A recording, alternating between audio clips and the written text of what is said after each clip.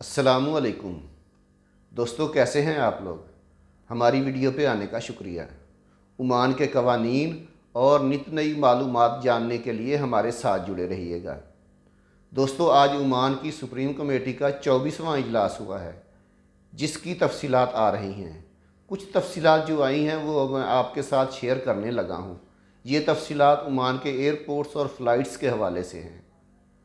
दोस्तों, आज ओमान के वज़ीर ट्रांसपोर्ट, मवासलात और इंफॉर्मेशन टेक्नोलॉजी के सेक्रेटरी साहब का ओमान के एयरपोर्ट्स और फ़्लाइट्स के हवाले से बयान आया है।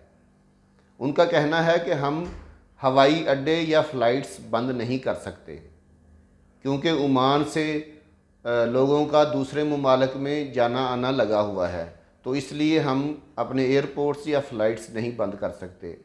इसके अलावा उनका इंडिया और ओमान के दरमियान परवाज़ों के हवाले से बयान आया है। उनका कहना है कि हिंदुस्तान और ओमान के दरमियान परवाज़ें चलाने का मकसद ओमान से मुसाफरों की आमदरफ्त है। इसके अलावा इंडिया से ओमानी शहरी और सेहत के अहलकार भी ओमान आ रहे हैं, और इसके अलावा सामान की नकलो हरकत के लिए भी ये परवाज़ें चलाना ज़रूरी हैं।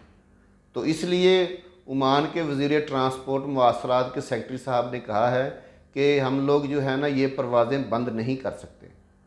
दोस्तों, वीडियो अगर आपको अच्छी लगी है तो इसे लाइक ज़रूर कर दीजिएगा, और चैनल पे अगर आप नए हैं तो इसे सब्सक्राइब ज़रूर कर दीजिएगा। मिलते हैं नेक्स्ट किसी अच्छी सी वीडियो के साथ। तब तक के लिए अल्लाह हाफ़िज़।